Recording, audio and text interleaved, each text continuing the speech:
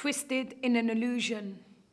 The mind's a smokescreen, what's real amongst the confusion. Delusions of our own making. Days and years we be creating, yet to ourselves we're lying and faking. Seeing what we want to see. Live the life that we believe, losing hours, slipping through days in a daydream haze. Unpresent in the present, losing life's gifts and presents, hell is the sentence, wanna be saved. Pray to the gods we don't believe in most days. Working 9 to 5, commercial slaves, smiles on the outside while the heart breaks. Roads, thick concrete, suffocates the green with grey just so we can fasten our pace. Chat on MSN, never seen a face. Wires, numbers, half cyborgs, machines, you chores we separate with gates and locks while love hides in the shadows. Happiness in designer clothes, or so it seems. DMT, nightly release from dreams, but the reading from this mystic land we don't receive. We're taught to remember what the teacher teach, not much to reach to our youth who see through this system, but aren't given the tools to escape it, so they kill each other in this ghetto as a pain expression. The boys here call me a dyke, but I said I'm not one. I just like girls.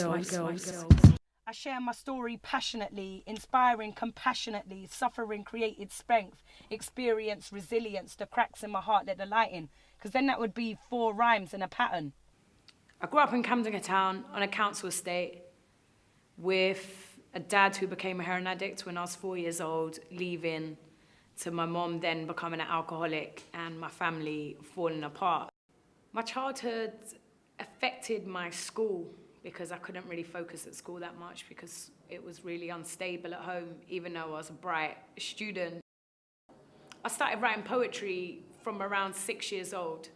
As soon as I could construct sentences, I started putting them together. I remember one time at school, I swapped with this girl and I let her do my maths homework and I wrote a poem for her, and the teachers ended up framing this poem and putting it on the wall.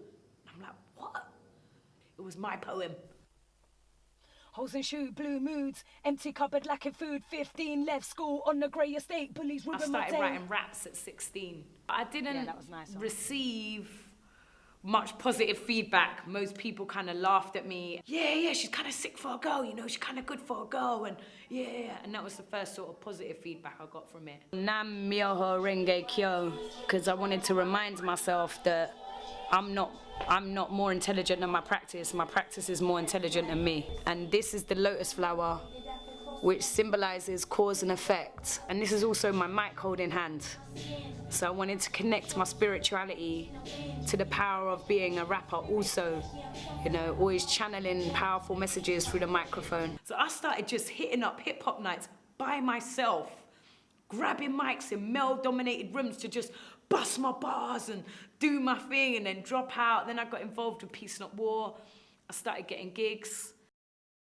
Yo, mate, we're going to the bakers. Do you want something from the bakers? Hip-hop means to me the voice of the oppressed people.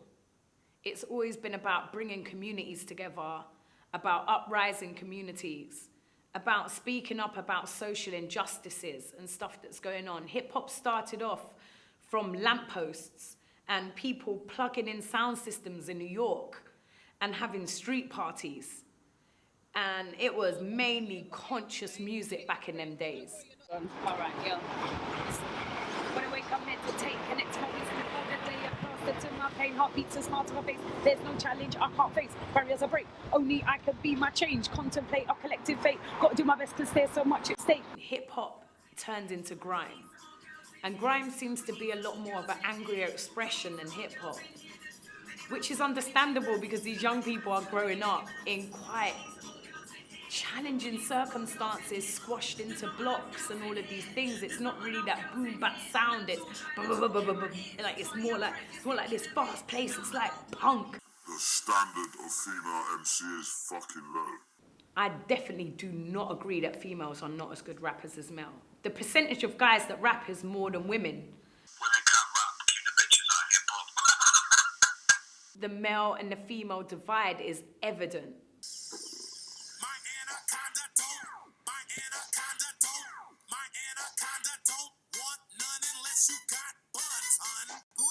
Even looking back to Little Kim in videos, she's in lingerie All the dudes are draped in their big gowns with their chains doing their thing. The women are always in lingerie. What is the heating like in that house? Because if a man can wear a jumper, big trousers and Timbs and he's cool and the woman's in lingerie, she must be freezing in real life. Dad hooked on brown, mom drunk in town. I was homeless, broken down, trying my best, didn't know how. Wish I could have made peace with my mum before she died. I was waiting for the day I loved her for who she was, but the day never arrived. 3 years passed, I cut her out. Because I didn't really get the opportunity to do that with my mum, you know, because she passed away before I could really connect to who she was or get past the hurt of her alcoholism. It feels like everything I do, any big shows, loads of the shows that I put on, my mum brought us up, bringing us to protests and all these kind of stuff, and I've always used my art form as a form of, you know, protest, of expression, of speaking up. We're at the WMD, we're at the demonstration, and we're going there and we're trying to demonstrate, and nothing's... When, you know, me and the girls launched our album at the Jazz Cafe, we launched an all women in hip hop show.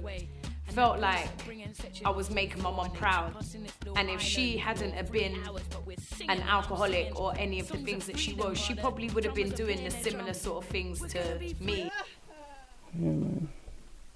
I like the studio, it's cool, isn't it? It's a nice little space. Lyrically Challenged started off as a small spoken word night that I started running. Then it just started attracting a whole crew of girls. I had Shady, Sonority, Emma Pryor, you know, my crew, Serena, all there, repping, stepping up. And we ended up programming for festivals. Then we became an all-girl rap group. We put on dope shows. We started having Friday night residencies. We sold out the Jazz Cafe when we launched our album. We got $2 grand funding from PRS. We got filmed for Red Bull TV, Channel 4. We're representing all 5 elements of hip-hop right tonight, yeah? Outside we had the graffiti going on, you know what I mean? Now we're going to have some beatbox, we got dancers, we got the turntablism, and we got the rappers as well. We got a whole rap crew coming up. And then we got live dubstep, and then we got PAs, and we got all kind of shit. You ain't never going to go to a better event, I tell you. A lot of hip hop is about ego. I'm the best rapper, I got the best bars. Lyrically Challenged was about really speaking from your heart with all the elements of hip hop, turntables, beatboxing, break dancers, graffiti art, rap, it's all there. It becomes bigger than you because hip hop is a community, and it shows you how we can become vessels for our communities, how we can hold spaces for our communities, which is bigger than just us, and it's bigger than hip hop, and it's bigger than rhyming. It's just always been this natural progression of my life. It's like, you know, the Buster track, I didn't choose rhyme chose me, and it's... Try my best, but I didn't know how. Through the darkness, I kept striving and fighting. In the dark tunnel, had a glimmer of light, and even though it was tough, I was constantly frightened. I knew I was magic.